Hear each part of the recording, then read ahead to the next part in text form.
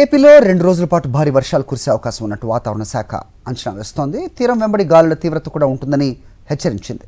నిన్న ఉమ్మడి విశాఖ జిల్లా వ్యాప్తంగా కుండపోతగా వాన కురిసింది. ఉరుములు మెరుపులతో వర్షం దంచి కొట్టింది. తాజా వాతావరణ పరిస్థితిపై మరింత సమాచారం మా విశాఖ ప్రతినిధి అనిల్ అందిస్తారు.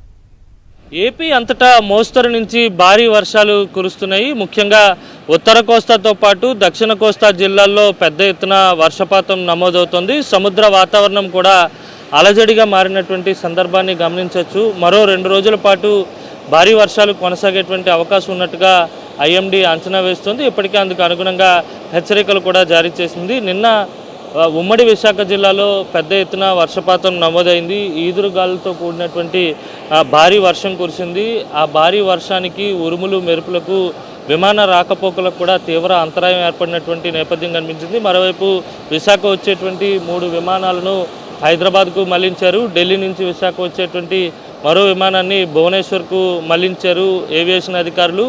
తీవ్ర వడగాల్పులు అలాగే ఉరుములు ఉన్నటువంటి నేపథ్యంలో ప్రజలు కూడా అప్రమత్తంగా ఉండాలని ఐఎండీ సూచిస్తోంది. పిడుగుపాట్లు కూడా ఉండేటువంటి సూచనలు ఉన్న నేపథ్యంలో రైతులతో పాటు బహిరంగ ప్రదేశాల్లో ఉండేవారు అత్యంత అప్రమత్తంగా ఉండాలని సూచిస్తుంది. మరోవైపు తీరం వెంబడి గాలుల తీవ్రత కూడా 50 నుంచి 60 కిలోమీటర్ల వేగంతో ఉండనున్న నేపథ్యంలో మత్స్యకారులు అప్రమత్తంగా ఉండాలని, ఎందుకంటే జూన్ 15వ తేదీ వరకు కూడా మత్స్యకారులకు వేట నిషేధం ఉంది. ఆ తర్వాత వేట ప్రారంభమైంది కనుక వేటకెళ్తున్నటువంటి మత్స్యకారులు కూడా అప్రమత్తంగా ఉండాలని ఐఎండీ సూచిస్తుంది. మరో 2 రోజుల పాటు భారీ వర్షపాతం కొనసాగేటువంటి సూచనలు ఉన్నాయి. ముఖ్యంగా మైదాన ప్రాంతాలతో పాటు ఏజెన్సీలో ఉన్నటువంటి పార్వతీపురం మన్యం, అల్లూరి సీతారామరాజు జిల్లాల్లో కూడా పెద్ద ఎత్తున కుండపోత వానలు కురుస్తున్నాయి. వాగులు వంకలు పొంగి పొర్లుతున్నాయి. ఈ మాన్సూన్ ఎంటర్ అయిన తర్వాత ఋతుపవనాల ఆగమనం విస్తరణ జరిగిన తర్వాత పెద్ద ఎత్తున నిన్నటి నుంచే వర్షపాతం మొదలైంది. మరో 2 రోజుల పాటు భారీ వర్షాలు ఉండేటువంటి సూచనలు కూడా కనిపిస్తున్నాయి.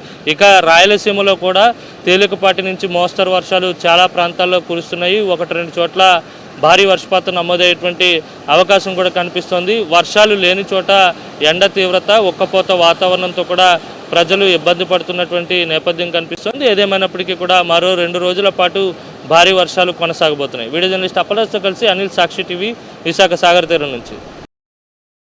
మరిన్ని అప్డేట్స్ కోసం ఛానల్ ను సబ్స్క్రైబ్ చేయండి. నోటిఫికేషన్స్ కోసం బెల్ ఐకాన్ పై క్లిక్ చేయండి.